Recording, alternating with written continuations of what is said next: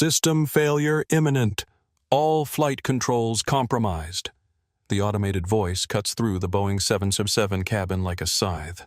Emergency lighting flickers to life. Red warning signals flash across every seatback screen. 200 passengers freeze mid-conversation, mid-bite, mid-breath. In seat 1A, Blake Morrison pauses with his champagne glass halfway to his lips. The crystal trembles in his manicured hand. Around him, the first-class cabin erupts into chaos. Someone screams. A child starts crying. Flight attendants rush past with urgent whispers. Blake has no idea the woman he humiliated 20 minutes ago is the only person who can save this flight. He has no idea she controls every line of code keeping them airborne. He has no idea that in exactly 14 minutes, he'll discover that stealing her seat was the mistake that grounded more than just his flight. Before we dive into this incredible story of instant karma and corporate justice, tell me, where are you watching from? Drop your city in the comments below. And if you've ever been told you don't belong somewhere, you earned the right to be hit that subscribe button because this story is for you. Now let's rewind to see how one woman's quiet dignity became a billionaire's worst nightmare. The main cabin lights flicker off completely. Emergency strips along the floor illuminate like a runway. Passengers grip their armrests. The plane's engines change pitch, that subtle whine that makes even frequent flyers nervous. Ladies and gentlemen, this is Captain Carlos Mendoza speaking. His voice crackles over the intercom, strained but professional. We're experiencing a minor technical issue with our navigation equipment. Please remain seated with your seatbelts fastened while we troubleshoot. Minor technical issue. That's pilot speak, for we have no idea what's happening. In seat 34B, Victoria Hayes continues typing on her tablet. Her fingers move across the screen with surgical precision. While everyone else panics, she remains perfectly calm. Her dark eyes reflect the tablet's blue glow. She's writing code. Complex, beautiful, devastating code. Blake Morrison stands up despite the seatbelt announcement. His 6-foot frame towers over the first-class cabin. "This is unacceptable," he announces to no one in particular. "I have a board meeting in London tomorrow morning. This better not delay my connection." A woman in 2C clutches her husband's arm. "Are we going to crash?" "Of course not." Blake scoffs. He adjusts his Italian silk tie. These planes practically fly themselves. It's probably just a computer glitch. If only he knew how right he was. Ashley Palmer. The lead flight attendant rushes past him carrying a satellite phone. Her blonde hair has escaped its perfect bun. Sweat beads on her forehead despite the cabin's air conditioning. "Miss Palmer," Blake calls out, "I need to know exactly how long this delay will be. Sir, please return to your seat." "Do you know who I am?" Blake's voice rises. Other passengers turn to stare. "I'm Blake Morrison Venture Capital. I've invested in 3 airlines. I think I deserve better customer service than this." Ashley doesn't slow down. She's got bigger problems than Blake's ego. In the cockpit, Captain Mendoza and First Officer Jennifer Walsh stare at screens full of error messages. Every navigation system shows different readings. GPS says they're flying over the Pacific Ocean. Radar shows them stationary on the ground. Altitude readings fluctuate between sea level and 40,000 feet. Jenny run a full diagnostic on the flight management computer. Already did, Carlos. Everything checks out. Hardware's fine. It's the software that's gone haywire. How is that possible? This system's been tested millions of times. Someone's messing with us. Captain Mendoza reaches for his radio. "Chicago Tower. This is United Flight 847. We're showing multiple navigation failures. Request immediate priority landing. Static. Then Flight 847 Chicago Tower. We show you normal on all systems. Please confirm your status." The captain and first officer exchange glances. On the ground, everything looks fine. In the air, nothing works. Back in 34B, Victoria saves her work and closes the tablet. She reaches into her carry-on bag and pulls out a second device. This one doesn't look like any consumer tablet. The screen shows scrolling lines of code that would make NASA programmers weep. She opens a secure connection and types Phoenix Protocol initiated. Countdown 13 minutes, 47 seconds. Across the aisle, Sofia Martinez holds up her phone. She's been recording since the emergency lighting came on. Her Instagram live stream already has 12,000 viewers. "You guys are not going to believe this," she whispers into her phone. "I think we're about to see something incredible happen. There's this woman back here who looks completely calm while everyone else is freaking out. She's doing something on her tablet, and I swear she's smiling." Sophia zooms in on Victoria's face. Even in the emergency lighting, Victoria looks peaceful, focused, like she's exactly where she needs to be. The plane banks left suddenly. Several passengers gasp. Overhead bins rattle. A flight attendant grabs a seat back to steady herself. "This is Captain Mendoza again. We're being vectored to a different approach pattern. Nothing to worry about. Just air traffic control keeping us safe up here." But in the cockpit, Captain Mendoza isn't talking to air traffic control. He's talking to empty air. Every radio frequency shows green lights but broadcasts silence. Jenny, who's controlling our flight path. According to this, we are. Autopilot's engaged and following the programmed route. What route? I never programmed a route like this. First Officer Walsh points to the navigation display. "Carlos, look at this." The screen shows their flight path as a perfect spiral. They're flying in a massive circle over Chicago, like someone's flying them remotely. That's impossible. These planes don't work that way. Tell that to whoever's drawing pretty pictures with our aircraft. Blake Morrison presses his call button aggressively. When Ashley doesn't appear immediately, he presses it again and again. "Sir, what do you need?" Ashley appears slightly out of breath. "I need to speak to the captain. This delay is costing me money." "The captain's busy, Mr. Morrison."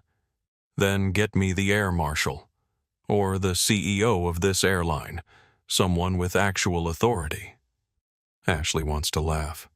If Blake only knew who was sitting 30 rows behind him. "Sir, I need you to remain calm and stay seated." "Calm? I'm perfectly calm. But when I'm paying first-class prices, I expect first-class service. Not some budget airline experience." Ashley nods and walks away. She's got real problems to deal with. Like the fact that her supervisor just texted her. Legal says we have a discrimination lawsuit incoming. Passenger complaint about seating incident. Document everything. In seat 34B, Victoria opens a new application on her tablet. The screen shows a live feed of news channels. CNN is already running a breaking news banner, United Flight 847, in emergency pattern over Chicago. She opens another window. Stock prices. United Airlines down 4% in the last 10 minutes. Morrison Venture Capital down 7%.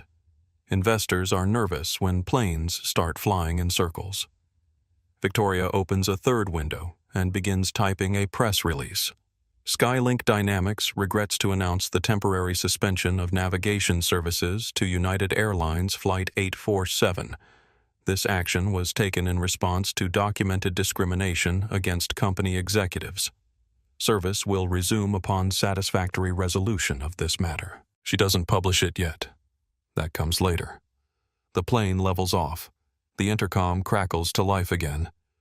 "Ladies and gentlemen, we're going to be in a holding pattern for a few more minutes while we resolve our technical issues. Flight attendants will be coming through the cabin with complimentary beverages. Thank you for your patience." Complimentary beverages. The Universal Airline Apology. Blake Morrison unbuckles his seatbelt and stands up. "That's it. I'm going to sort this out myself." He marches toward the cockpit. Ashley intercepts him in the galley. "Sir, you can't go up there. Watch me. I've had enough of this incompetence. Mr. Morrison, please return to your seat or I'll have to call security." "What security?" "We're in the middle of the air." Blake pushes past Ashley. She grabs his arm. He shakes her off. "Don't touch me. I know my rights." That's when things get interesting. Because Victoria Hayes stands up. She walks slowly up the aisle, carrying her tablet. Passengers turn to watch. There's something about her presence that commands attention. She moves with the confidence of someone who owns the building, not just a seat in it. "Mr. Morrison," she says quietly. Blake turns around. "What I believe you're needed in first class. Who are you to tell me where I'm needed?" Victoria holds up her tablet. The screen shows the cockpit's navigation display in real time. Every instrument, every warning light, every error message. "I'm the person who can get this plane back on the ground." Blake stares at the screen. "How did you get access to that?" The better question is, why did you take my seat? Your seat, lady. I don't know who you think you are, but I think I'm the CEO of Skylink Dynamics, the company that provides navigation software for this aircraft. The woman you had removed from seat 1A because you didn't think I belonged there. The cabin goes dead silent. Blake's face turns white, then red, then white again. "You're lying." Victoria touches her screen. Every seatbelt light in the cabin flashes on and off in sequence, a wave of light running from front to back. "The navigation software is responding to my commands. Mr. Morrison, the question is, do you want to keep flying in circles, or do you want to apologize and let me fix this?" Blake looks around the cabin. 200 pairs of eyes stare at him. Sophia Martinez has her phone trained on his face. Her live stream now has 47,000 viewers. "This is ridiculous," he says, but his voice cracks. Victoria touches her screen again. The plane banks sharply to the right. Passengers gasp and grab their armrests. "Oops," Victoria says calmly. "Sorry about that. Sometimes the software is a little sensitive." Captain Mendoza's voice fills the cabin. "Ladies and gentlemen, please make sure your seatbelts are securely fastened. We're experiencing some turbulence." Turbulence. That's what they're calling it. Blake Morrison looks at Victoria Hayes. Really looks at her for the first time.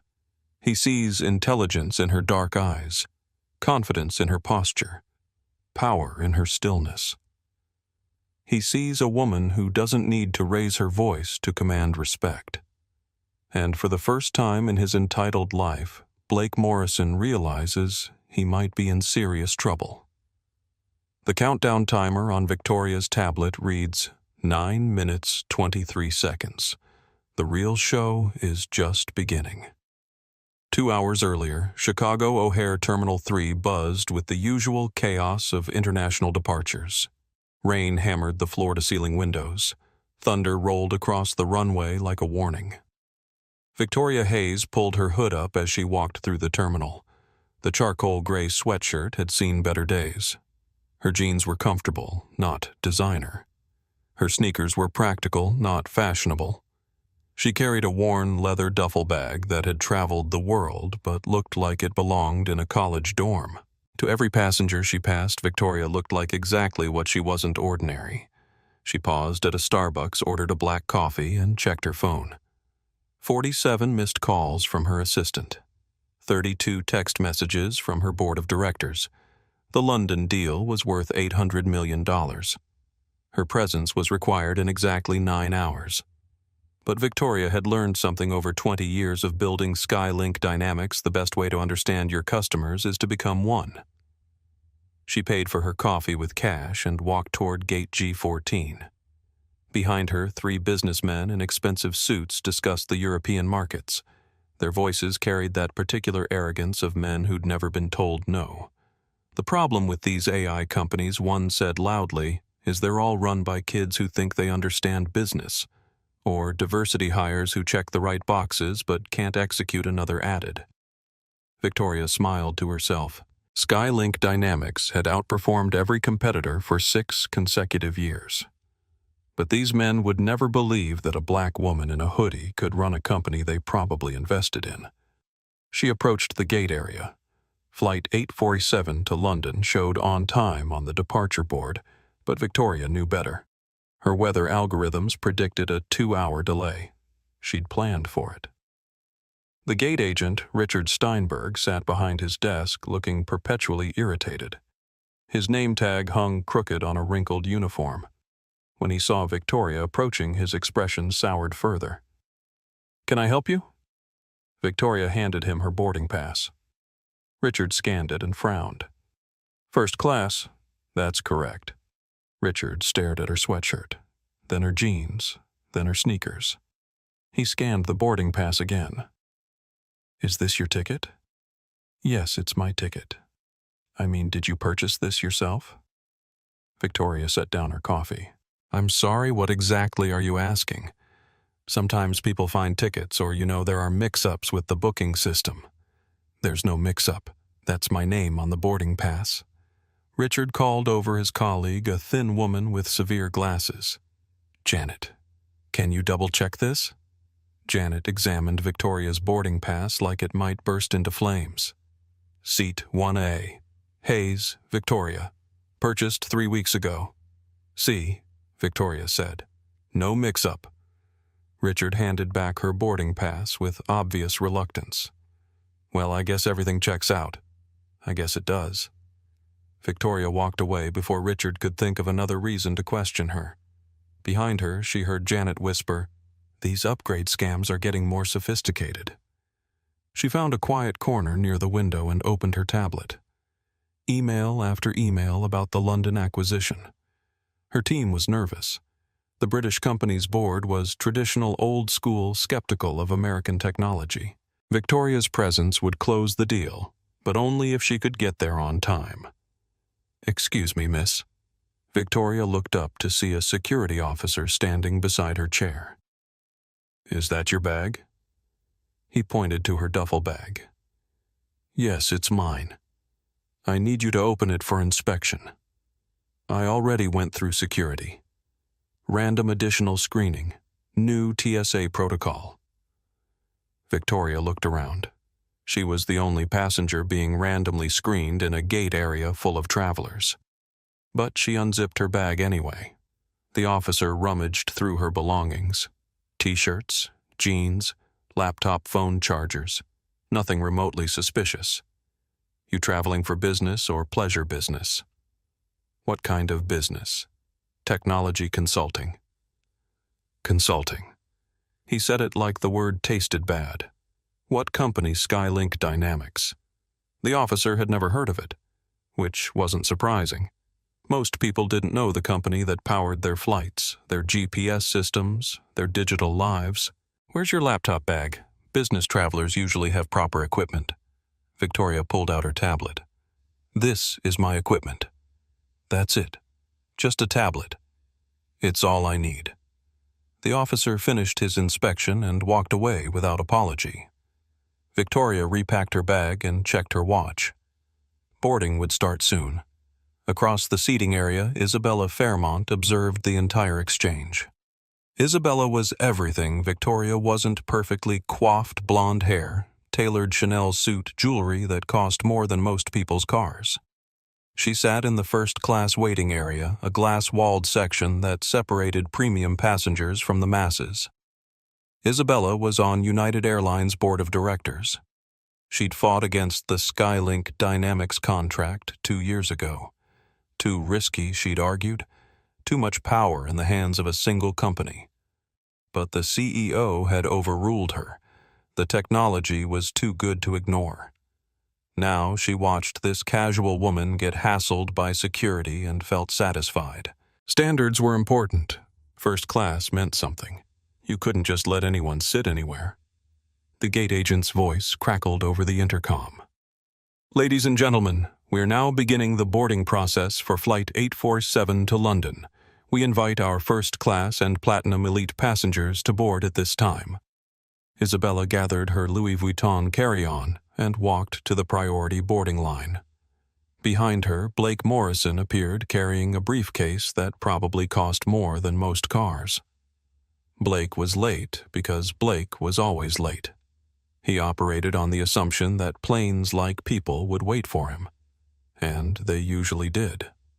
Morrison Venture Capital had stakes in 3 airlines. Blake flew first class exclusively and made sure everyone knew it. "Isabella, darling," he called out. "Fancy meeting you here." Isabella turned and smiled.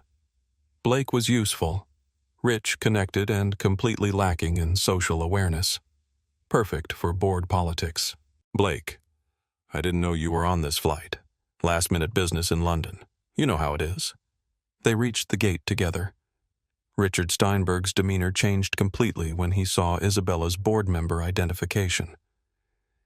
"Ms. Fairmont, so good to see you again." "Hello, Richard." "I trust everything's running smoothly." "Of course, ma'am. Though we did have a minor situation earlier with a passenger trying to use what might have been a fraudulent ticket." Isabella raised an eyebrow. "Really first-class seat. The passenger didn't exactly fit our typical demographic." Blake laughed. "People are always trying to game the system. That's why we have professionals like you keeping an eye on things." Richard beamed at the praise.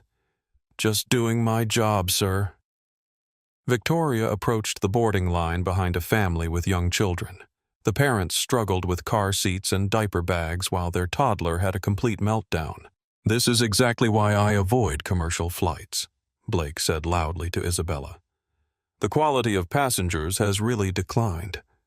The mother turned around exhausted and embarrassed. "I'm sorry if we're bothering you." "You're not," Victoria said firmly. She helped the mother lift a car seat. "Kids have tough days. We've all been there." Blake rolled his eyes. "Some of us have been there. Others of us travel like adults." Victoria looked at Blake for the first time. She saw a man who'd never been told no, never faced real adversity, never questioned whether he belonged somewhere. "Mr. Morrison. Blake Morrison." He said it like she should recognize the name. "Mr. Morrison. I'm sure these parents are doing their best, and I'm sure they'd be more comfortable in the main cabin with the other families. Or maybe you'd be more comfortable flying private if commercial passengers bother you so much." Blake's face flushed. "Excuse me. Nothing. Just a suggestion." Richard called Isabella and Blake to the front of the line. They boarded without another glance at Victoria or the struggling family. Ashley Palmer greeted them at the aircraft door with champagne and warm towels. "Ms. Fairmont, Mr. Morrison, welcome aboard. Your seats are ready in first class." "Thank you, Ashley. How's the weather looking for our departure?" "A bit of a delay, I'm afraid, but nothing that should impact your connections." Isabella and Blake settled into their seats. Blake immediately called for a whiskey. Isabella opened a financial magazine and began reading. When Victoria reached the aircraft door 10 minutes later, Ashley's smile was noticeably less warm. "Boarding pass." Victoria showed her phone. "Seat 1A. Ashley's tone suggested this was somehow inappropriate. "That's right. And you're traveling alone, I am." Ashley hesitated. "Well, the first-class cabin is just to your left. Please keep your bag under the seat in front of you. The overhead bins are reserved for our premium frequent flyers." Victoria paused. "I am a premium frequent flyer. Of course, I just meant—" "The bins fill up quickly." Victoria walked into the first-class cabin. 16 seats arranged in a 2-2 configuration. Wide leather recliners, each with its own entertainment screen and power outlets. She'd flown this route dozens of times, but usually in her private jet. Today, she wanted the commercial experience. She found row 1 and stopped. Blake Morrison sat in seat 1A, typing on his tablet with the confidence of a man who belonged everywhere he chose to be. "Excuse me," Victoria said politely. Blake held up one finger without looking up. He finished typing a sentence, then another. Victoria waited. Around them, other passengers settled into their seats. Finally, Blake glanced up. His eyes swept over Victoria's casual clothes with obvious disdain. "Can I help you? I think you're in my seat." Blake laughed. It wasn't a pleasant sound. "I don't think so, sweetheart. I'm exactly where I'm supposed to be. According to my boarding pass, I'm in seat 1A. According to my status with this airline, I always sit in 1A. Blake turned back to his tablet. Economy seating is that way. Victoria checked her phone. Seat 1A, United Airlines Flight 847. No mistake. Sir, I've been flying this route for years. I specifically requested this seat. And I specifically hold Platinum Diamond status with this airline, which means I get upgraded automatically. But I purchased this seat 3 weeks ago. Blake sighed dramatically. Listen, honey, I don't know how you ended up with first-class boarding passes. Maybe there was a computer glitch. Maybe someone felt sorry for you. But I belong in first class and you belong in economy. It's just how things work. Other passengers were starting to stare. Isabella Fairmont watched the exchange with interest. This was exactly the kind of situation she'd warned the airline about. Standards mattered. Victoria remained calm. Mr. Morrison, I paid for this seat. I have a confirmed reservation. I'm asking you politely to move. And I'm telling you politely that it's not happening. Blake's voice grew louder. Ashley. Ashley Palmer appeared immediately. Yes, Mr. Morrison. This person seems confused about her seating assignment. Can you help her find her proper seat? Ashley looked at Victoria. She looked at Blake. She saw a Platinum Elite member who flew twice a week versus a woman in a hoodie she'd never seen before. Ma'am, may I see your boarding pass again? Victoria showed her phone. Ashley studied it carefully. There seems to be some kind of double booking situation here. No, Victoria said. There's no double booking. I have seat 1A. He's sitting in my seat. Well, Mr. Morrison is already settled and he is one of our most valued customers. And I'm a customer who paid for this specific seat. Ashley put on her most professional smile. The one flight attendants used when they were about to deliver bad news.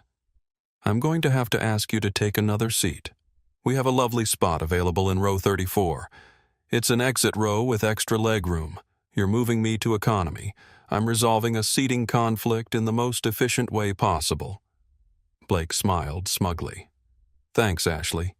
I appreciate professional service. Victoria looked around the first-class cabin.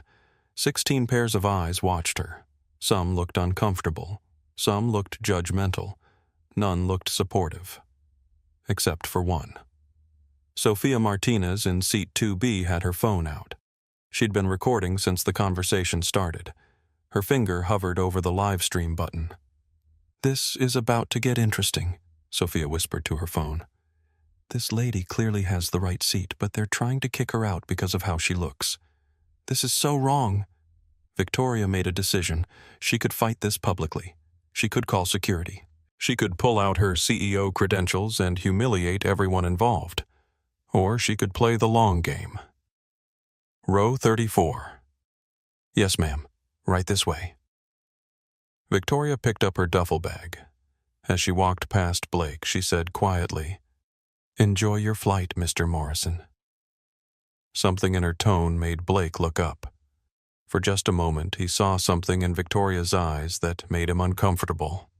Intelligence, confidence, power. But the moment passed. Victoria walked toward the economy cabin and Blake returned to his tablet. He had no idea what he'd just set in motion. In row 34, Victoria stowed her bag and pulled out her tablet. She opened a secure application and typed Phoenix Protocol Authorization Requested. Cause discrimination in service delivery. Target United Airlines Flight 847. Approval code Dignity. The system responded immediately. Authorization granted. Implementation pending executive command. Victoria closed the tablet and smiled. Sometimes the best revenge was patience. The boarding process continued around them like a dance of social hierarchy. First-class passengers settled into their leather thrones while economy passengers filed past with envious glances. Blake Morrison ordered his second whiskey before takeoff. He spread his files across the tray table, claiming territory like a conquering general. Every few minutes he glanced back toward economy with a satisfied smirk. Some people really don't understand their place, he said to Isabella Fairmont across the aisle. Isabella nodded approvingly. It's unfortunate but necessary. Standards exist for a reason.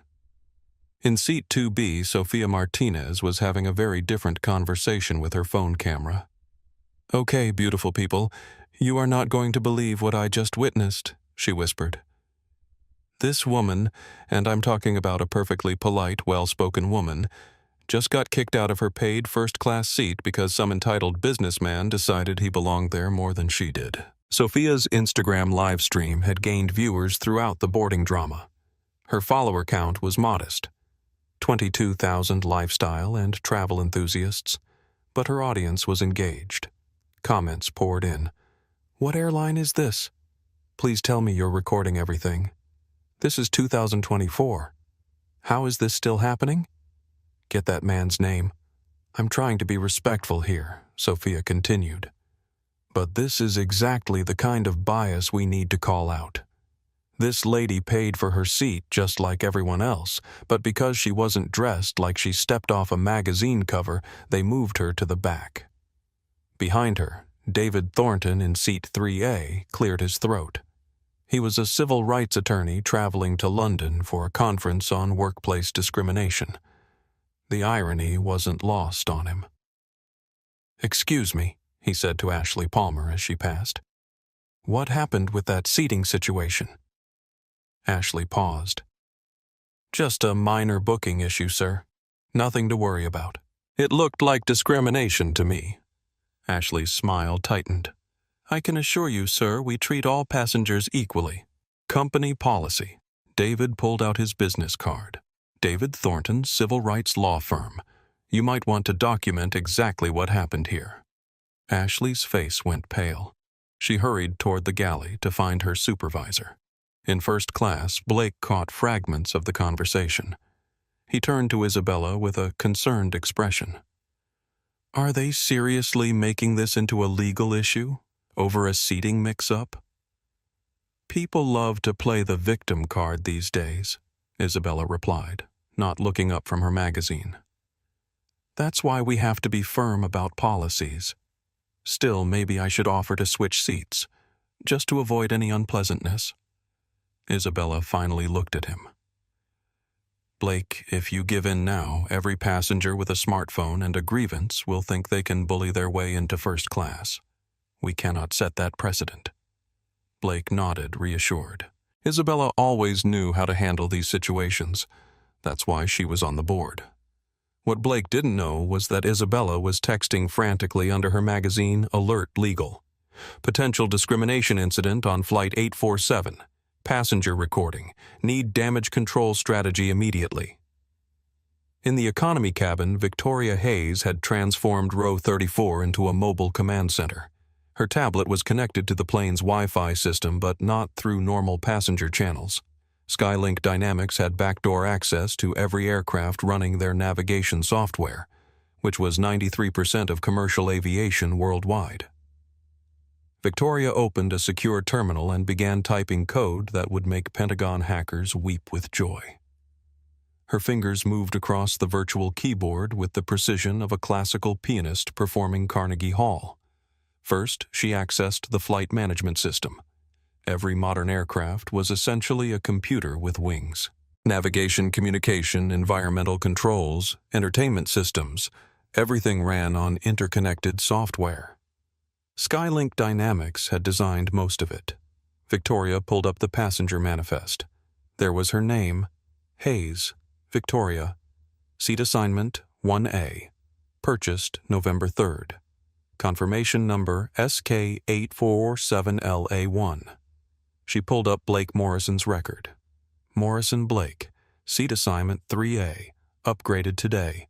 Frequent flyer override unauthorized. Interesting. Victoria dug deeper into Blake's travel history. Morrison Venture Capital had a corporate account with United Airlines. Blake's assistant typically booked him in seat 3A for this route. Today, someone had manually moved him to 1A without canceling Victoria's reservation. The system had flagged it as a potential double booking, but gate agents had override authority for operational necessities. Richard Steinberg had used that override authority. His reasoning documented in the system notes. Passenger appearance inconsistent with first-class demographic. Relocated to maintain cabin atmosphere. Victoria screenshotted everything. Then she opened Phoenix Protocol. Phoenix Protocol was Victoria's masterpiece. 2 years of development. A fail-safe system designed to expose bias in real time. It monitored passenger treatment patterns across airlines, looking for statistical anomalies that suggested discrimination. When activated, Phoenix could take control of any aircraft running Skylink software. It was designed for extreme circumstances. Corporate accountability when normal channels failed. Victoria had never used it. Until today. She entered her authorization codes and watched as Phoenix came online. Every system on Flight 847 was now under her control. She started with something subtle. Blake Morrison's entertainment screen flickered off, then displayed a message, "Service temporarily unavailable. Please contact flight crew." Blake pressed the call button. Ashley appeared within seconds. "My screen isn't working. I'll reset it for you, sir." Ashley pressed buttons on Blake's armrest panel. The screen remained dark. "I'm sorry, Mr. Morrison. Let me get our technical specialist." Lisa Anderson emerged from the galley. She was the junior flight attendant, barely 6 months on the job. She'd witnessed the seating incident and felt uncomfortable about it, but hadn't spoken up. "What seems to be the problem?" "His entertainment system won't start," Ashley explained. Lisa examined the seat. She checked connections, rebooted the system, tried manual overrides. Nothing worked. "I'm not sure what's wrong," Lisa admitted. "The hardware looks fine." "This is ridiculous," Blake said. "I'm paying first-class prices for economy service." "We'll compensate you for the inconvenience, sir." "Compensation. I need entertainment for a 7-hour flight." In row 34, Victoria typed another command. Blake's reading light began flashing on and off in a slow, hypnotic rhythm. Now what Blake called Ashley back over. "It's probably just an electrical issue," Ashley said, though her voice was less confident. Victoria waited 5 minutes, then executed her next command. Blake's seat began reclining and returning to upright position in slow mechanical cycles. "Okay, this is getting ridiculous," Blake announced to the entire cabin. "I demand to speak to the captain. Sir, the captain is preparing for departure. I'm sure we can resolve this. You've had 20 minutes to resolve this. The seat is malfunctioning, the screen is broken, and the light is having a seizure. Move me to a different seat." Ashley looked around first class. Every seat was occupied. "I'm sorry, Mr. Morrison. We're completely full in first class. Then upgrade someone from business class." "We're full in business class, too." Blake stood up, frustrated. "Then what exactly do you suggest?" That's when Victoria Hayes appeared in the first-class cabin. She walked slowly up the aisle, carrying her tablet. Conversation stopped. Passengers turned to watch. There was something different about her now. More confident, more purposeful. "Excuse me," she said to Ashley. "I couldn't help but notice Mr. Morrison is having technical difficulties." Ashley looked confused. "I'm sorry, are you?" "I'm the passenger you moved to economy, from seat 1A. Victoria's voice was calm but carried clearly through the cabin. "Which happens to be Mr. Morrison's problem seat." Blake turned around. "What are you talking about?" "I'm talking about the fact that every malfunction you're experiencing corresponds exactly to unauthorized access attempts in the flight management system." "English, please." Victoria held up her tablet. The screen showed diagnostic readouts from Blake's seat. Real-time data streaming from sensors embedded in the aircraft. "Someone is remotely accessing this plane's computers. They're targeting your specific seat. The question is, why would someone want to mess with Blake Morrison's flight experience?" Blake stared at the data. Even he could recognize the patterns. Every malfunction corresponded to a spike in network activity. Who would do that? Someone who thinks you don't deserve that seat. Isabella Fairmont had been listening to every word. She stood up and walked over. "What exactly are you implying?" Isabella's tone was icy. I'm not implying anything. I'm stating facts. Someone with access to this plane's computer systems is causing problems for Mr. Morrison. The timing suggests it's related to the seating dispute. That's preposterous. You're suggesting someone is hacking into commercial aviation systems. Victoria looked directly at Isabella. I'm suggesting that actions have consequences. Sometimes those consequences are immediate. Sophia Martinez had stopped pretending to be discreet. Her phone was openly recording the conversation. Her live stream viewer count had jumped to 8,000. "This is getting good," she whispered to her audience. "The lady they kicked out is back, and she seems to know something about what's happening." David Thornton leaned forward in his seat. As a civil rights attorney, he recognized the dynamic playing out. Someone with power was evening the score. "Ma'am," he called to Victoria, "are you saying you know who's responsible for these technical problems?" Victoria smiled. "I'm saying that sophisticated computer systems respond to sophisticated commands. Someone with expert knowledge could theoretically override safety systems, entertainment systems, even environmental controls. As if on cue, the temperature in first class dropped 10 degrees. Passengers reached for overhead air vents, but the controls didn't respond. Blake Morrison was now wearing his expensive jacket and shivering. "This is insane," he said. "Someone is sabotaging this plane." "Not sabotaging," Victoria corrected. "Demonstrating. Showing exactly how vulnerable these systems are when someone with access decides to make a point." Ashley Palmer was in full crisis mode. "Ma'am, are you admitting to interfering with aircraft systems? I'm admitting to understanding aircraft systems." "There's a difference." Captain Mendoza's voice filled the cabin. "Ladies and gentlemen, we're experiencing some minor technical issues that will delay our departure. We apologize for any inconvenience." Blake looked around the cabin. Every passenger was staring at him. Some looked sympathetic. Others looked like they were enjoying his discomfort. "Fine," he said suddenly. "You want your seat back? Take it." "Mr. Morrison," Isabella said sharply, "don't let yourself be intimidated." "I'm not being intimidated. I'm being frozen and electrocuted by a malfunctioning airplane seat." Blake gathered his belongings and stood up. "You win. Seat 1A is yours." Victoria didn't move. "That's very generous, Mr. Morrison. But I'm comfortable in 34B. What I said, I'm comfortable where I am." Blake's face flushed red. "Then what was this whole performance about?" Victoria stepped closer. When she spoke, her voice was quiet, but every word carried through the cabin. "This performance, Mr. Morrison, was about respect. You took my seat because you assumed I didn't belong here. You never asked my name. You never considered that I might have earned my place.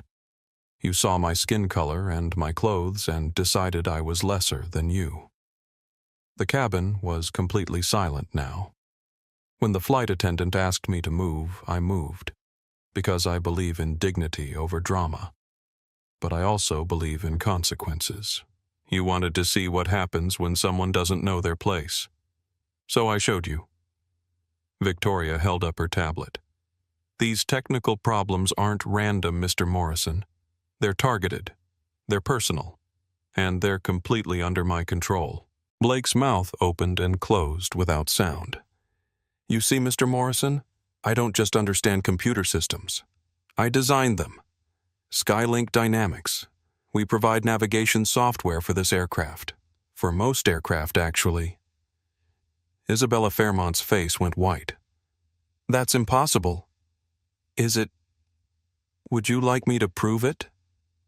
Victoria touched her tablet screen. Every light in the aircraft dimmed to emergency levels, then slowly brightened to full illumination. Or this. She touched the screen again. The seatbelt sign flashed on and off in sequence, creating a wave of light from front to back.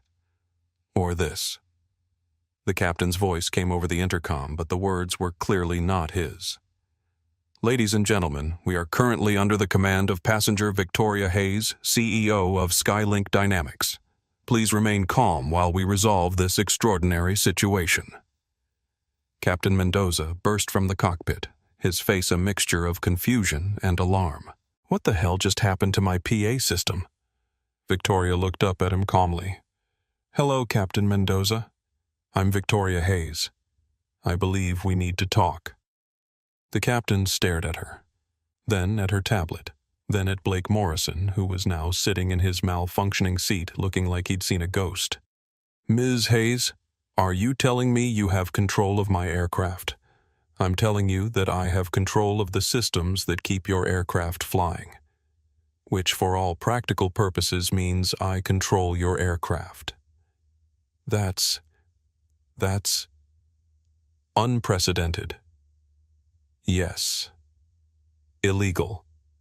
Possibly. Necessary. Absolutely. Sophia Martinez's live stream had exploded to 15,000 viewers. Comments poured in faster than she could read them. She's a CEO. OMG plot twist.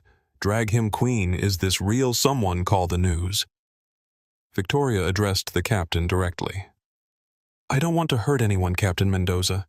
I want to make a point about how people are treated when others think they don't matter. She turned to Blake Morrison. Mr. Morrison, you have a choice. You can apologize for your behavior, acknowledge that you were wrong, and commit to treating people with respect regardless of how they look. Or you can continue to insist that you did nothing wrong.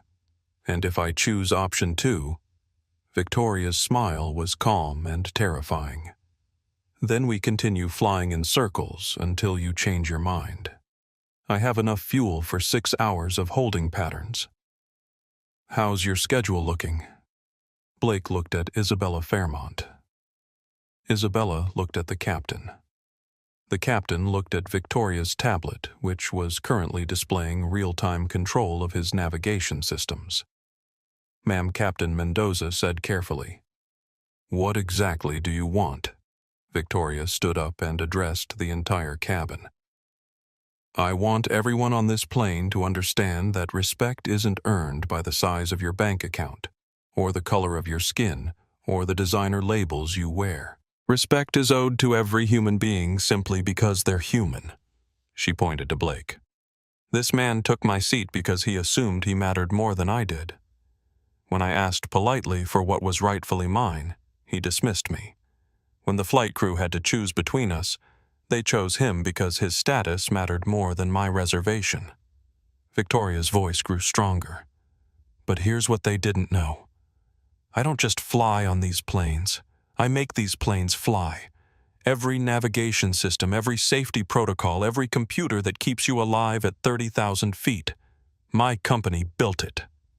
The cabin erupted in gasps and murmurs. So, yes, Mr. Morrison, I could have pulled out my CEO credentials from the beginning.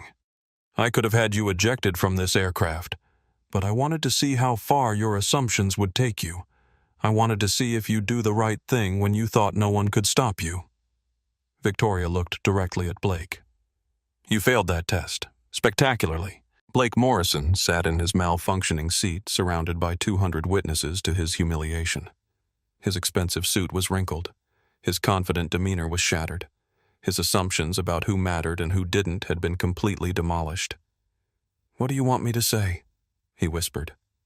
I want you to say what you should have said an hour ago when I showed you my boarding pass. Blake closed his eyes. When he opened them, his voice was barely audible. I'm sorry. Victoria waited. I'm sorry I took your seat. I'm sorry I assumed you didn't belong here. I'm sorry I treated you like you were less important than me. And I was wrong. Completely wrong. Victoria nodded. Thank you, Mr. Morrison. She touched her tablet screen. Blake's seat stopped malfunctioning. His entertainment system came online. The temperature returned to normal, but Victoria Hayes wasn't done yet. Not by a long shot. Victoria Hayes walked back to seat 34B, but she didn't sit down. Instead, she stood in the aisle and addressed the entire cabin. Before we continue this conversation, I want to tell you a story. It's about a 19-year-old girl who thought intelligence and hard work were enough to earn respect. The plane was completely silent now. Even the crying baby had quieted, as if sensing the gravity of the moment. MIT, September 2001.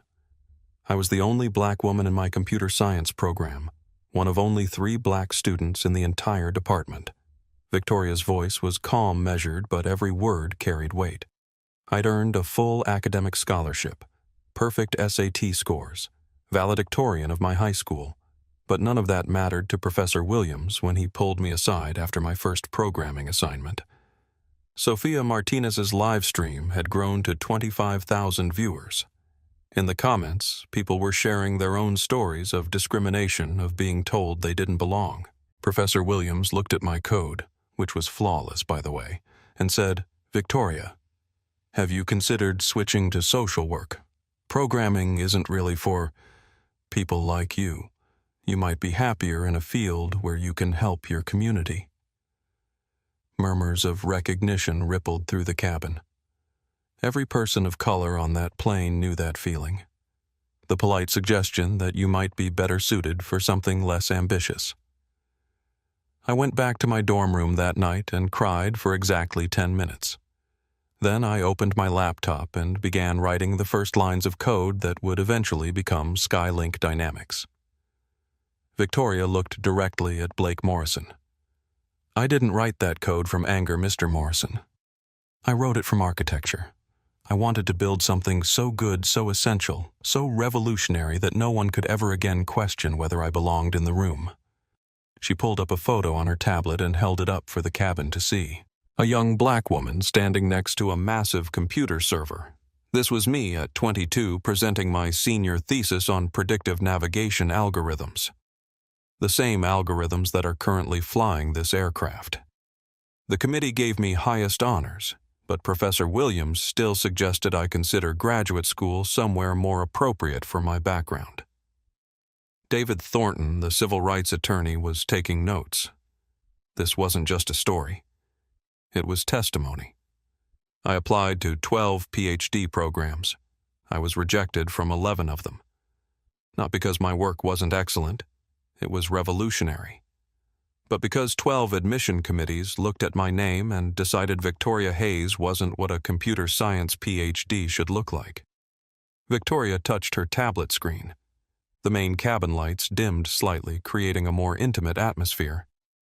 The 13th program accepted me. Not because they were less biased, but because they needed my research. They were developing navigation systems for the military, and my algorithms solved problems they'd been working on for years. She looked around the cabin, making eye contact with passengers in every section. I finished my PhD in 3 years instead of 5. My dissertation became the foundation for modern commercial aviation navigation. But when it came time to present my research to industry leaders, my advisor suggested I might want to let someone else take the lead in meetings. Isabella Fairmont shifted uncomfortably in her seat. She'd been in those meetings. She'd made those suggestions. That's when I realized something important. It didn't matter how smart I was. It didn't matter how innovative my work was. As long as I was asking permission to be in the room, someone else would always decide whether I deserved to stay. Victoria's voice grew stronger. So I stopped asking permission. I started my own company. She pulled up another photo. A tiny office with secondhand furniture and a single computer. Skylink Dynamics founded in my basement in 2008. I mortgaged my mother's house to buy equipment. I lived on ramen noodles for 2 years.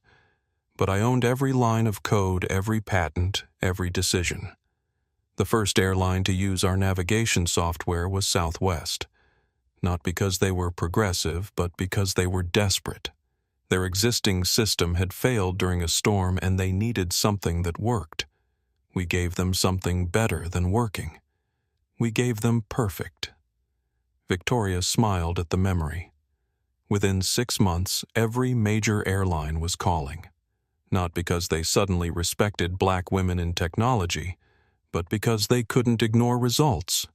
Our software reduced navigation errors by 94%. Fuel consumption down 28%. On-time arrivals up 37%. She looked directly at Blake again. By 2010, Skylink dynamics was essential to commercial aviation. By 2015, we were indispensable. Today, we power 93% of commercial flights worldwide. Blake Morrison was staring at his hands. He'd never heard of Skylink dynamics, but his venture capital firm had probably tried to invest in them. But success doesn't protect you from assumption, Mr. Morrison. Last year, I was invited to speak at the Global Aviation Summit in Dubai. When I arrived at the conference hotel, the front desk manager looked at my clothes, business casual, not formal wear, and directed me to the employee entrance. Passengers throughout the cabin were nodding in recognition. 3 months ago, I was dining at a Michelin-starred restaurant in San Francisco to celebrate a major contract.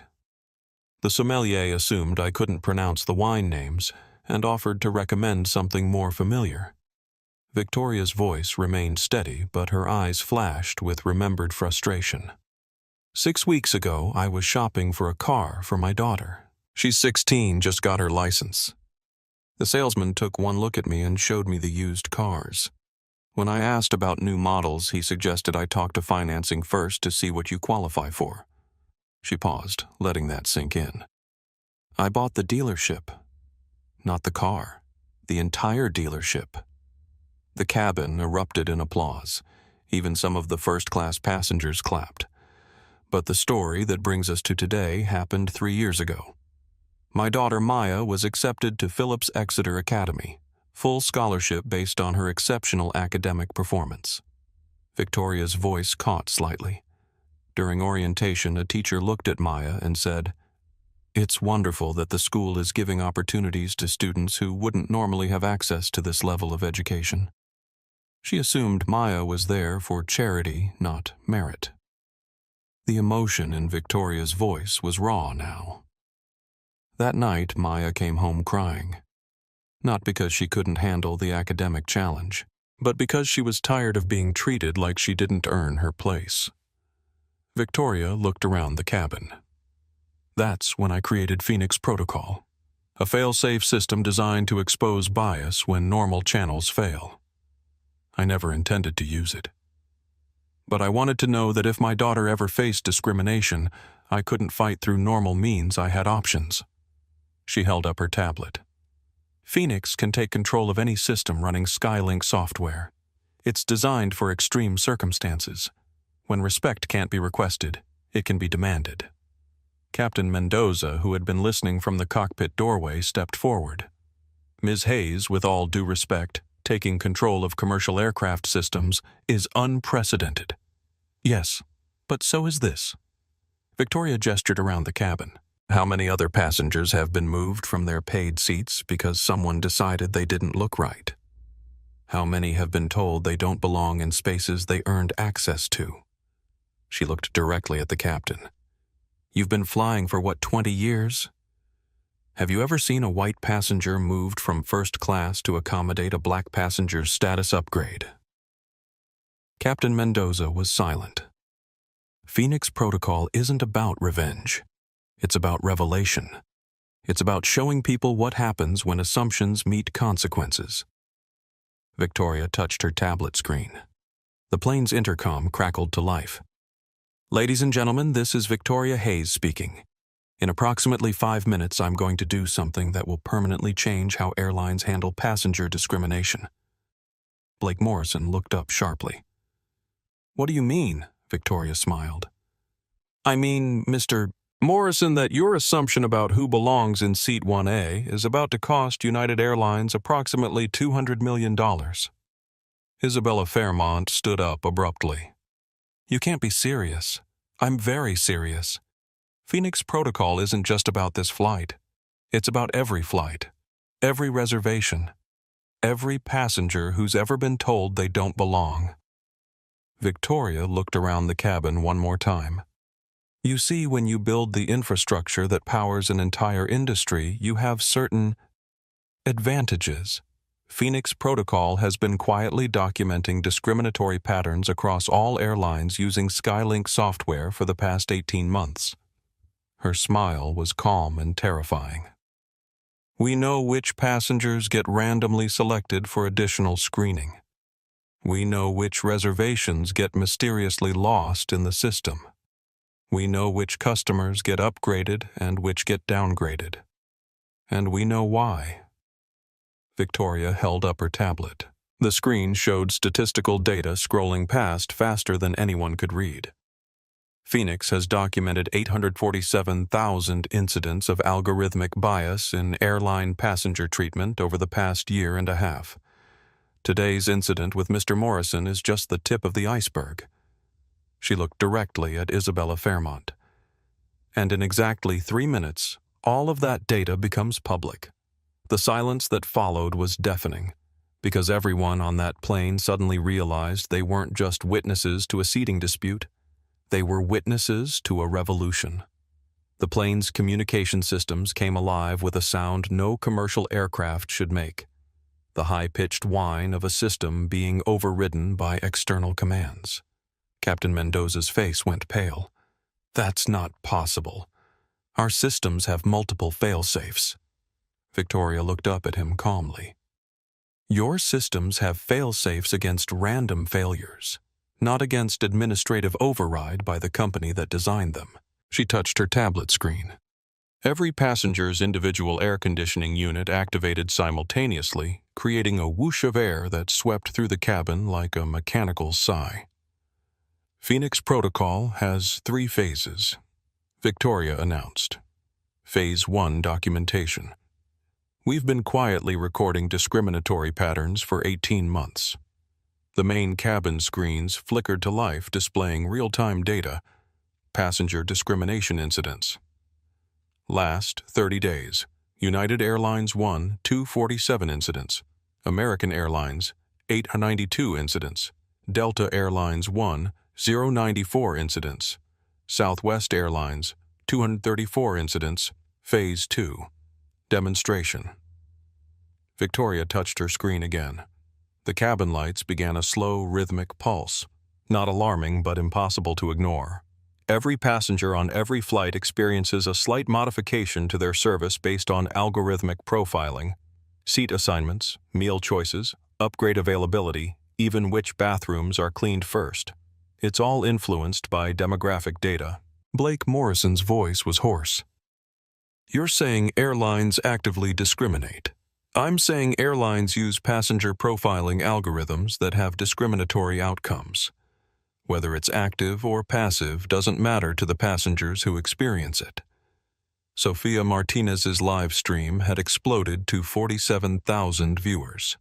Comments poured in from passengers on other flights sharing similar experiences. Sophia travels. This is happening on my Delta flight. Right now. United moved me from window to middle seat for weight distribution. Exposed them all. This queen is about to change everything. Victoria stood up and walked slowly up the aisle, her tablet in hand. Passengers turned to follow her movement. Even the flight crew watched with a mixture of fascination and terror. Mr. Morrison, you asked me earlier who would want to mess with your flight experience. The answer is everyone who's ever been told they don't deserve the respect they paid for. She stopped at Blake's row and looked down at him. You see, when you dismissed me as someone who didn't belong in first class, you weren't just being rude to one passenger.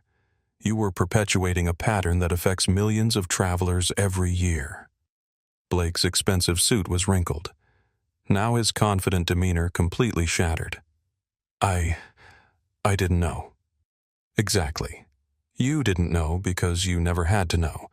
The system works in your favor, so you assume it's working fairly for everyone. Victoria held up her tablet. The screen showed Blake's complete travel history. Morrison Blake. Lifetime flights 847. Upgrades received 743. Upgrades paid for 12. Customer complaints filed 67. Customer complaints upheld 63. Blake stared at the data. How did you get that information? The same way I get all information, Mr. Morrison. I own the systems that store it. She swiped to a new screen. Hayes, Victoria. Lifetime flights 234. Upgrades received 3. Upgrades paid for, 847. Customer complaints filed, 0. Customer complaints received, 47. Complaints received. Blake looked confused. Complaints from other passengers who felt I didn't belong in first class. Usually filed anonymously after the flight. They rarely result in action, but they're documented. Victoria looked around the cabin. The system learned that passengers who look like Mr. Morrison generate fewer complaints when they're upgraded. Passengers who look like me generate more complaints when we're in premium cabins. So the algorithm adjusts accordingly. Isabella Fairmont finally spoke up. That's standard customer satisfaction optimization. It's not discrimination. Victoria turned to face her. Ms. Fairmont, isn't it? United Airlines Board of Directors.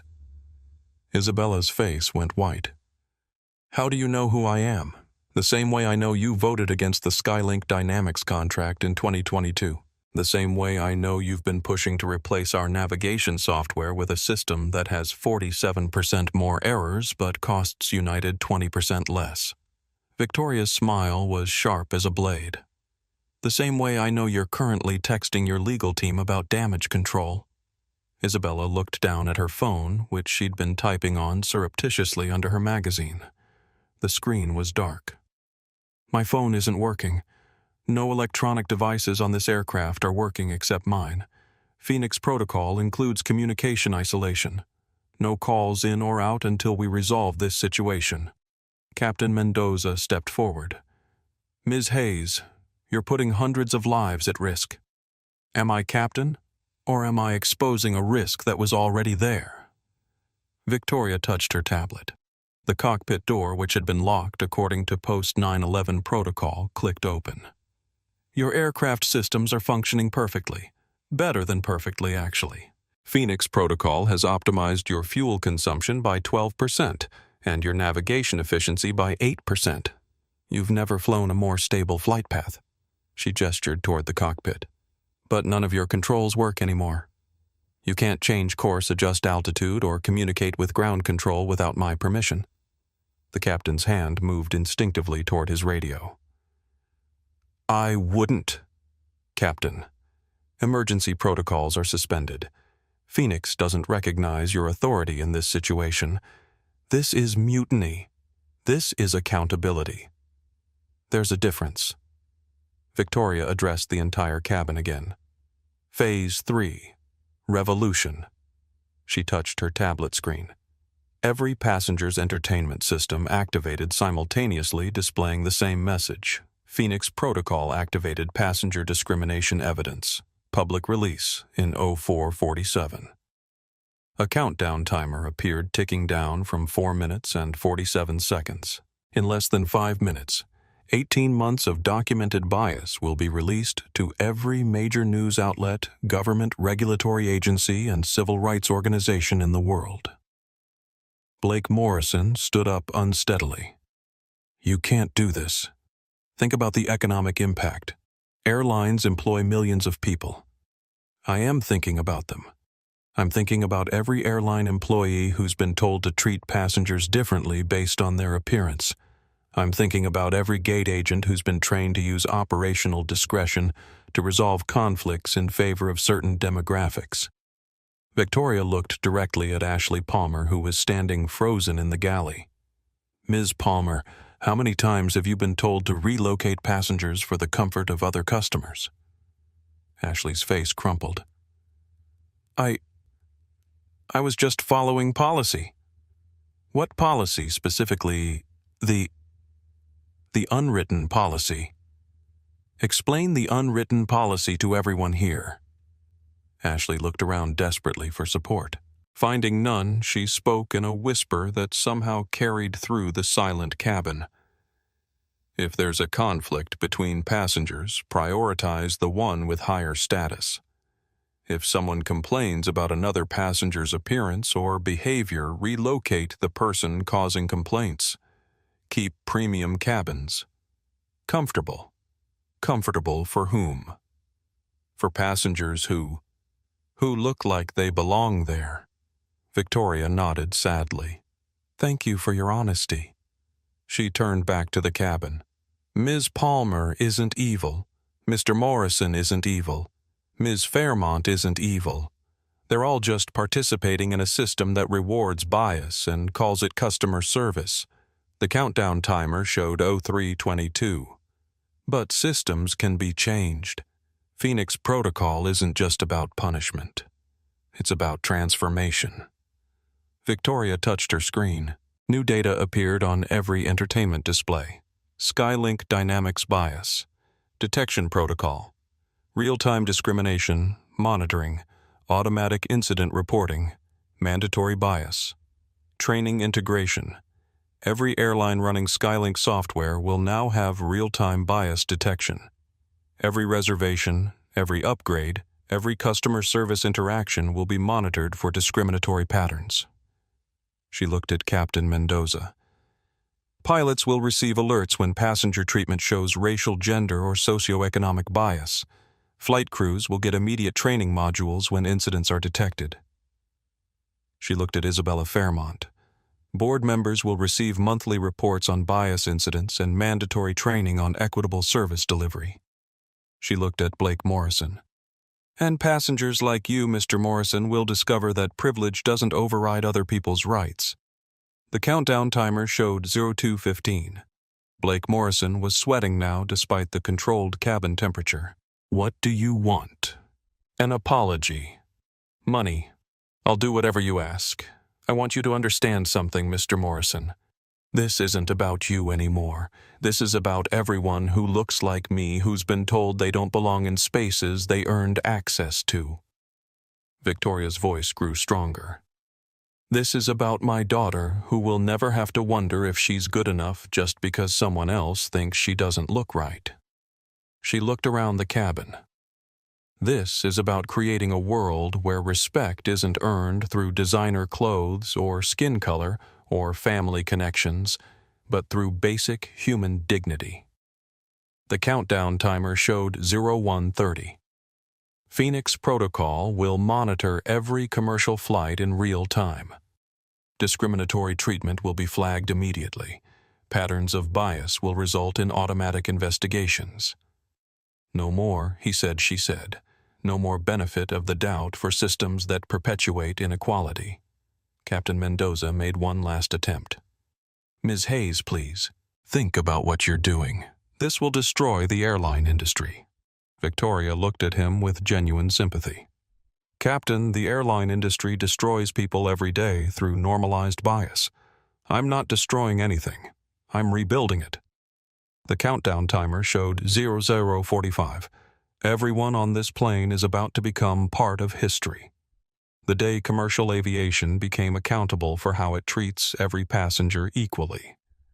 The countdown timer showed 00:15. Victoria looked directly into Sophia Martinez's phone camera. To everyone watching this live stream, change doesn't happen because people in power suddenly develop consciences.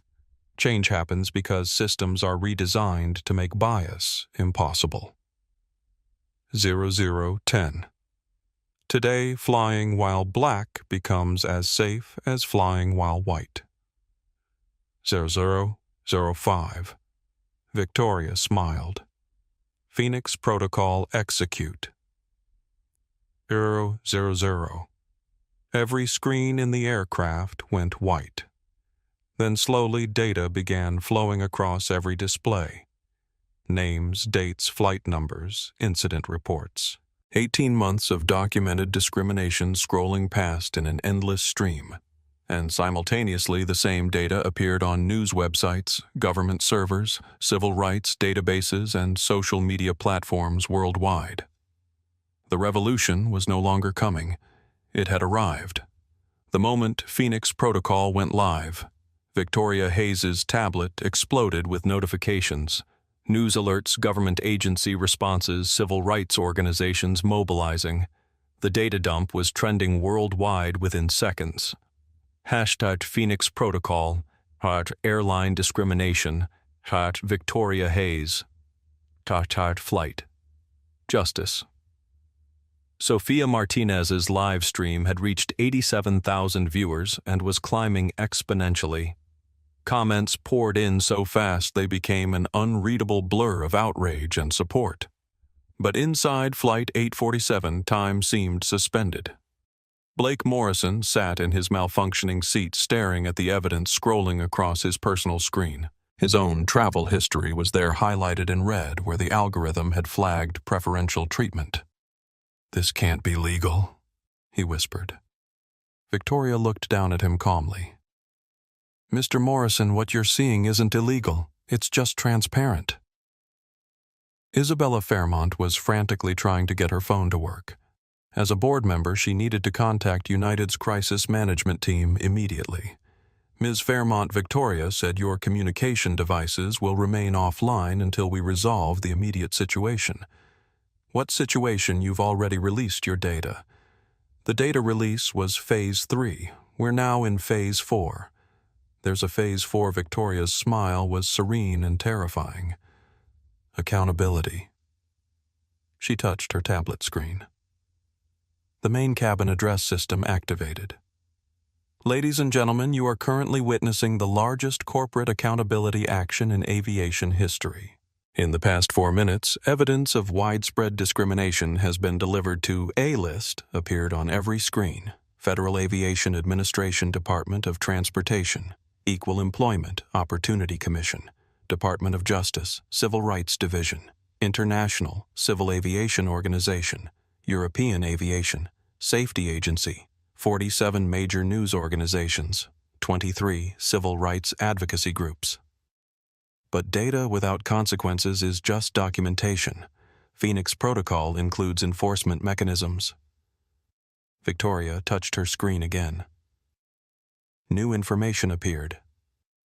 Immediate actions initiated. FAA emergency investigation launched. DOT discrimination audit triggered. Class action lawsuit filing. Automated stock trading suspension requested. Congressional hearing requested. Blake Morrison's face had gone completely white. Stock trading suspension. Morrison Venture Capital has significant positions in United Airlines, American Airlines, and Delta. Your firm's investments are about to take a substantial hit. Isabella Fairmont stood up abruptly. You can't manipulate stock markets. That's securities fraud.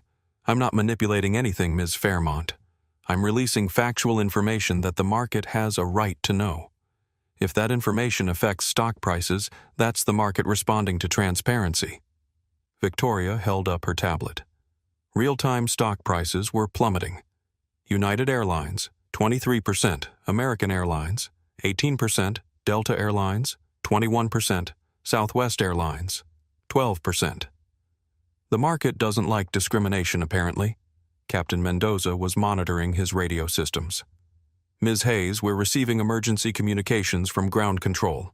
They're ordering us to land immediately. Tell them we'll land when we're ready. I can't tell them anything. You control my communications. Victoria touched her screen. The radio crackled to life. Chicago Tower. This is United Flight 847. We are conducting an in-flight civil rights demonstration. We will comply with all safety protocols, but will not be rushed by external pressure. The response was immediate. Flight 847, you are ordered to land immediately. This is a federal directive. Victoria replied directly into the radio Chicago Tower. This is Victoria Hayes, CEO of Skylink Dynamics. We will land when discrimination accountability measures are confirmed by appropriate authorities. Silence from the tower. Then Ms. Hayes, please contact FBI hostage negotiation team on frequency 121.5. Victoria laughed. Actually laughed. Hostage negotiation. Captain, am I holding anyone hostage? Captain Mendoza looked around the cabin. Passengers were scared but not panicked. No one was being threatened. The aircraft systems were functioning perfectly. No, ma'am.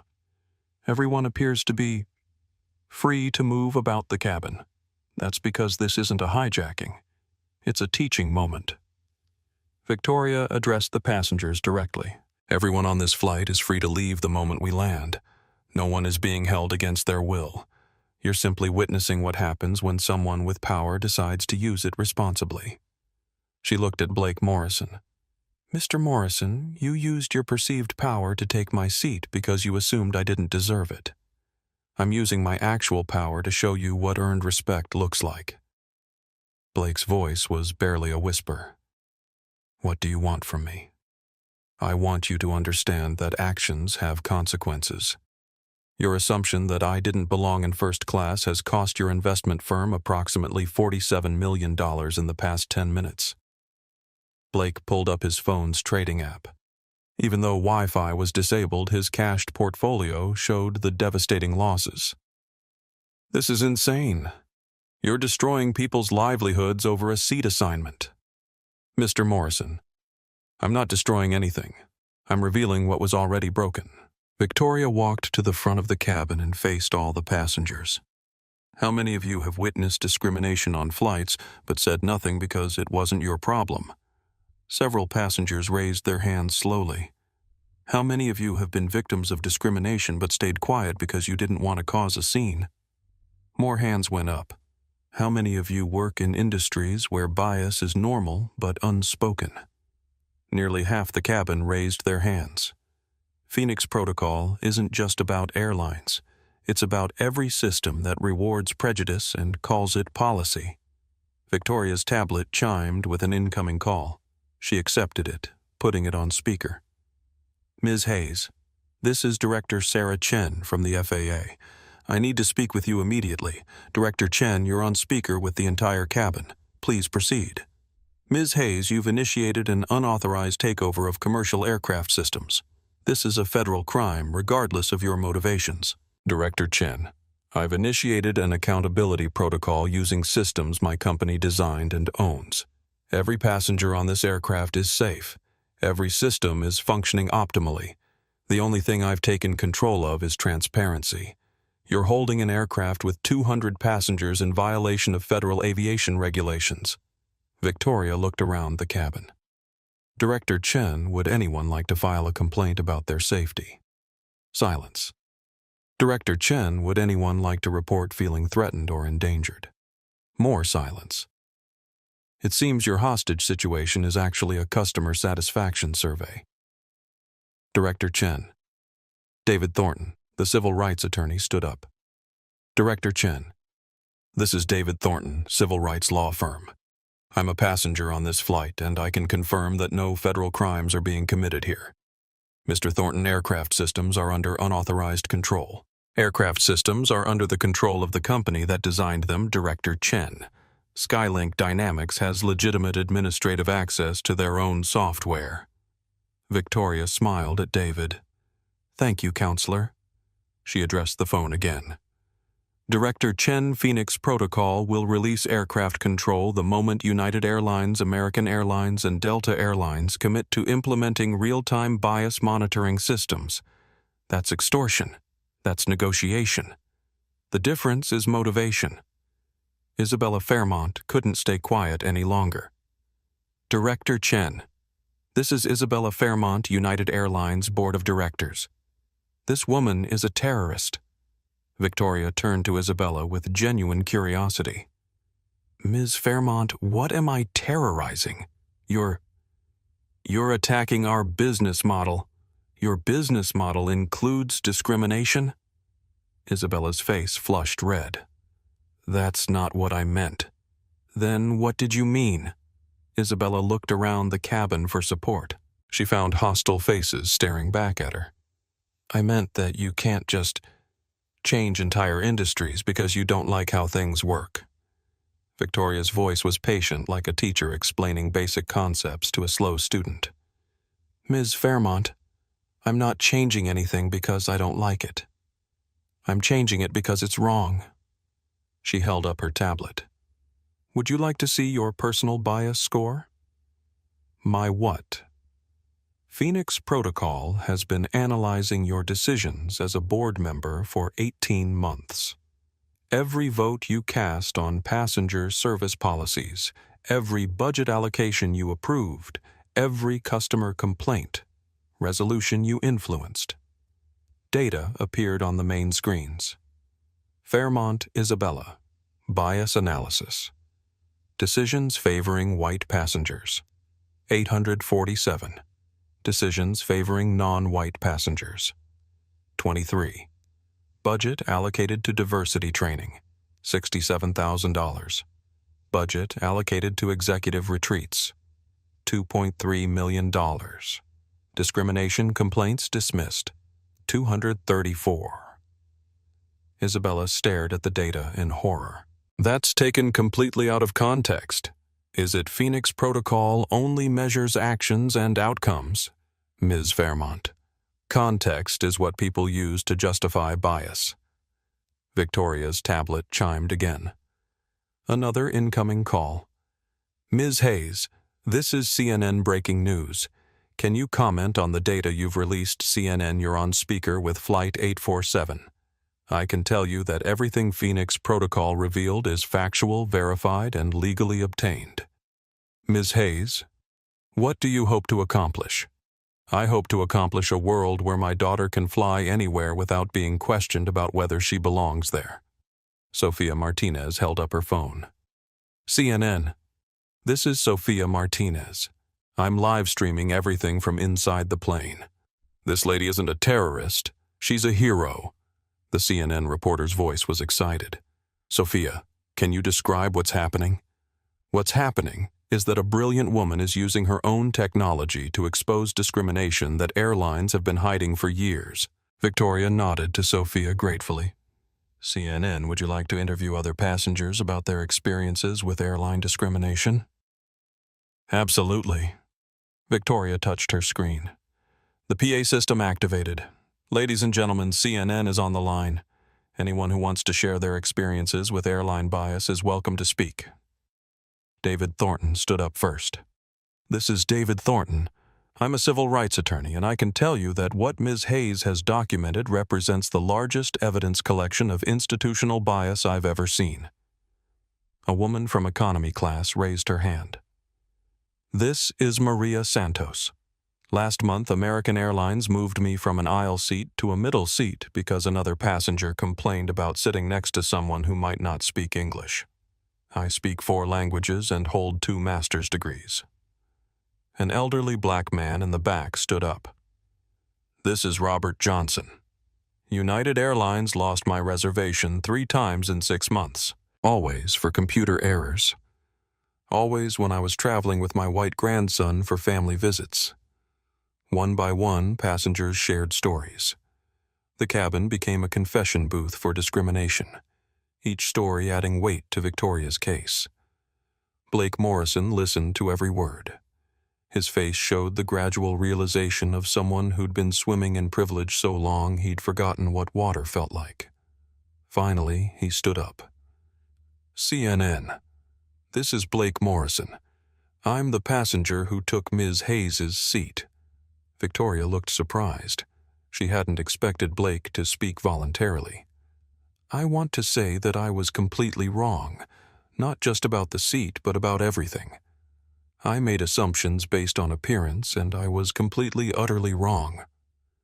Blake's voice grew stronger. I've been flying for 20 years, and I never noticed the pattern Ms. Hayes documented, because I never had to notice it. The system worked in my favor, so I assumed it was working fairly. He looked directly at Victoria. Ms. Hayes, I don't just apologize for taking your seat. I apologize for participating in a system that made you feel like you had to prove you belonged somewhere you'd already paid to be. Victoria studied Blake's face. She saw genuine remorse, not just fear of consequences. Thank you, Mr. Morrison. That means more than you know. Victoria's tablet chimed with a priority alert. She glanced at the screen and smiled. Ladies and gentlemen, we have some interesting news. She put the call on speaker. Ms. Hayes, this is CEO Michael Thompson from United Airlines. We accept your terms. The cabin erupted in applause and cheers. Mr. Thompson, please repeat your commitment for the record. United Airlines commits to implementing real-time bias monitoring systems across all operations. We will provide quarterly transparency reports and mandatory bias training for all employees. We will establish an independent passenger rights ombudsman position. Victoria looked at her tablet. I'm receiving similar commitments from American Airlines and Delta Airlines. She touched her screen. Flight control systems began returning to normal operation. Captain Mendoza, you now have full control of your aircraft. Captain Mendoza tested his instruments. Everything responded normally. Thank you, Ms. Hayes. Victoria addressed the cabin one final time. Ladies and gentlemen, welcome to the first day of accountable aviation. The plane began its descent toward Chicago O'Hare. But the revolution was just beginning. As Flight 847 touched down at Chicago O'Hare, the aircraft was surrounded by news vans, FBI vehicles, and curious onlookers. The story had exploded across social media faster than any aviation incident in history. But inside the plane, something remarkable was happening. Passengers weren't rushing to disembark. Instead, they were talking to each other, sharing stories, exchanging contact information. The cabin had transformed from a collection of strangers into a community of witnesses. Blake Morrison approached Victoria as she gathered her belongings. Ms. Hayes, I know this isn't enough, but I want you to know that I'm liquidating my positions in all airline stocks and donating the proceeds to civil rights organizations. Victoria looked up at him. Mr. Morrison, that's generous, but not necessary. It's absolutely necessary. I profited from a system that discriminated against people like you for years. The least I can do is put that money toward fixing it. He handed her a business card. Morrison Venture Capital is also establishing a bias-free investment fund. We want to focus on companies led by people who've been excluded from venture capital. Victoria took the card and smiled genuinely for the first time since the ordeal began. Thank you, Blake. That's not just an apology. That's action. Isabella Fairmont approached more hesitantly. Her perfect composure was gone, replaced by something that looked like humility. Ms. Hayes, I owe you an apology as well. Ms. Fairmont, I spent years arguing against your company's contract because I was threatened by what you represented. A black woman controlling technology that the entire industry depended on. Isabella's voice was quiet, but clear. I used policy language to hide racial bias, and I convinced myself it was about business when it was really about prejudice. Victoria studied Isabella's face. What are you going to do about it? I'm resigning from United's board of directors, and I'm recommending you as my replacement. Victoria raised an eyebrow. You're offering me your board seat. I'm suggesting that the people making decisions about airline policies should include the people those policies affect most. Captain Mendoza appeared beside them. Ms. Hayes, I wanted to thank you for taking control of your aircraft, for showing me something I should have seen years ago. I've been flying for 23 years and I never paid attention to passenger treatment patterns. Phoenix Protocol opened my eyes. The captain extended his hand. I'm requesting bias recognition training for all pilots. What happened today shouldn't have taken a system takeover to address. As passengers began disembarking, they stopped to thank Victoria. Some asked for photos. Others shared their own discrimination stories. Several exchanged contact information to stay connected to the movement that had started on Flight 847. Sophia Martinez was the last passenger to leave. Her live stream had broken Instagram records with over 3 million viewers. Ms. Hayes, what you did today changed everything. My followers are sharing their own discrimination stories. Airlines are already announcing policy changes. You started a revolution. Victoria smiled. Sophia, I just provided the technology. The revolution was already happening in every passenger who'd ever been told they didn't belong. 6 months later, Victoria Hayes stood at the podium of the United Nations International Civil Aviation Organization headquarters in Montreal. Behind her, a massive screen displayed Phoenix Protocol statistics. In the 6 months since Phoenix Protocol went live, Victoria announced to the Assembly of Aviation Leaders from 47 countries Discrimination incidents in commercial aviation have dropped by 89%. The audience applauded, but Victoria raised her hand for silence. This isn't a victory.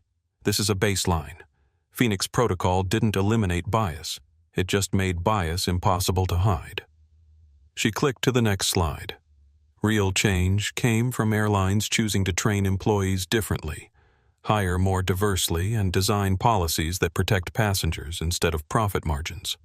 Victoria looked directly at Blake Morrison, who sat in the front row. He'd kept his promise liquidating his airline investments and establishing a billion-dollar fund for entrepreneurs from underrepresented backgrounds.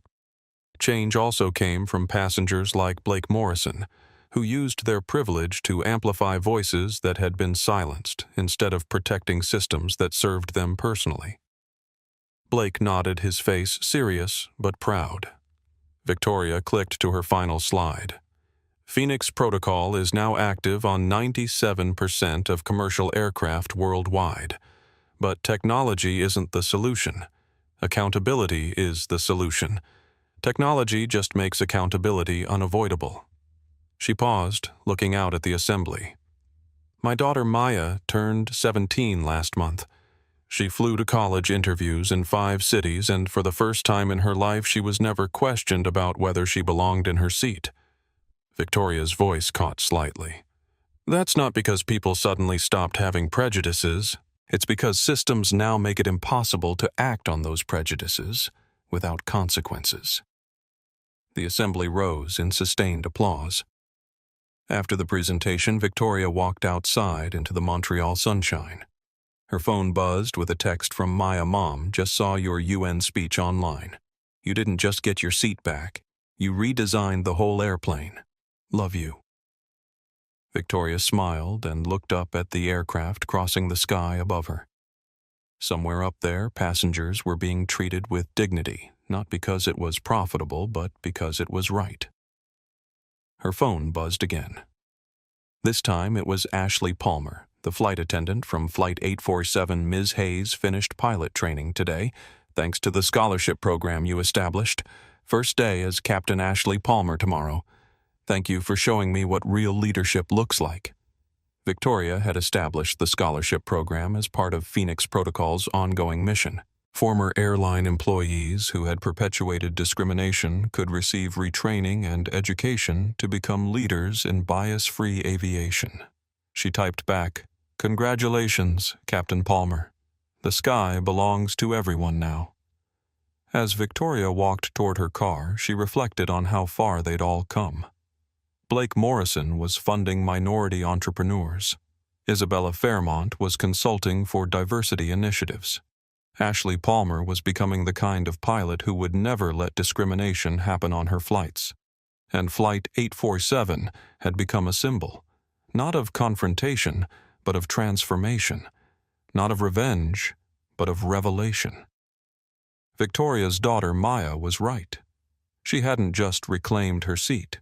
She'd redesigned the concept of who belongs where, because true first class isn't about the money you pay or the status you hold. It's about the dignity you deserve and the respect you give. Every passenger, every flight, every time. Have you ever been underestimated because of how you look? Share your story in the comments below. Remember, your worth isn't determined by others' assumptions. Hit subscribe if you believe everyone deserves dignity, and ring that notification bell because stories of justice like this need to be heard.